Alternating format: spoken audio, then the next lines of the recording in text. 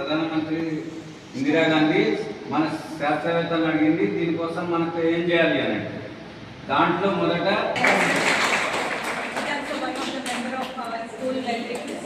and hopefully these all people will definitely bring good success to you all, and no doubt today we are going to update అది ఏమన్నా booklet ఉంటే green revolution కూర్చొని దాంతో ఏంటంటే అధిక దిగుబడి ఉత్పత్తి జరుగుతుంది. కానీ దాంట్లో సమస్య ఏంటంటే ఈ అధిక ఉత్పత్తి పెరిగింది కానీ కొన్ని రసాయనిక విప్లవం వల్ల ఈ అర్థ విప్లవం వల్ల మనకి ఏమవుతుందంటే అనర్థాలు కూడా చోటు చేసుకున్నాయి. అనర్థాలు కూడా చోటు చేసుకోవడం వల్ల మన ప్రజలు ఆరోగ్యం పాలై మన హాస్పిటల్ పాలవుతుంది. మన హాస్పిటల్ పాలైతే మన కుటుంబం దెబ్బతింటుంది, సమాజం దెబ్బతింటుంది, దేశం దెబ్బతింటుంది.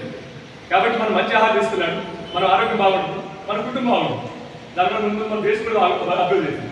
మన డబ్బులన్నీ హాస్పిటల్ పాలవుతుంది, మన సిగ్గెత్తున్నాం, మన పని మనం చేసుకునే పరిస్థితి వస్తుంది. కాబట్టి దీన్ని మనం ఏదైనా ఫెయిల్ చేయాలని ఉద్దేశంతో మేము గత కొంతకాలంగా మేము కూడా 1990లో వ్యవసాయ రంగంలో రావడం జరిగింది. 2010 వరకు కూడా అంటే 20 సంవత్సరాలు రసాయన వ్యవసాయం చేస్తూ జరిగింది. మా తాతగారు వ్యవసాయం చేసేవారు, మా నాన్నగారు చేసేవారు, నేను కూడా వ్యవసాయం చేసుకుంటూ వచ్చాను రసాయనిక వ్యవసాయం. కానీ నాకు సాటిస్ఫాక్షన్ లేదు. రసాయనిక ఎరువులు వస్తుంటే పంట పెరిగే బదులు తిరిగి రావడం జరిగింది. ఇదేంటి అనంతా కనబడుతుంది అక్కడ, మరి తింటే సాటిస్ఫాక్షన్ లేదు.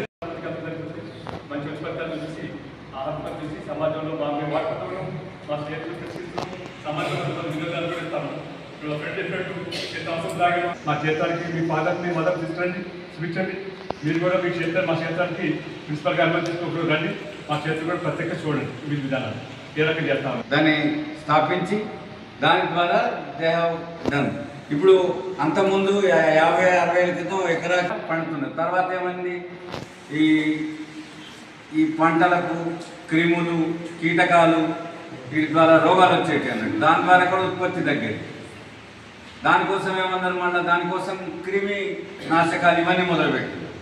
అవన్నీ తర్వాత మళ్ళీ దానికి ఎరువులు వేయాలా, ఇంత దానికి ఎరువులు వేసి దాన్ని డబల్ చేసింది అన్నట్టు.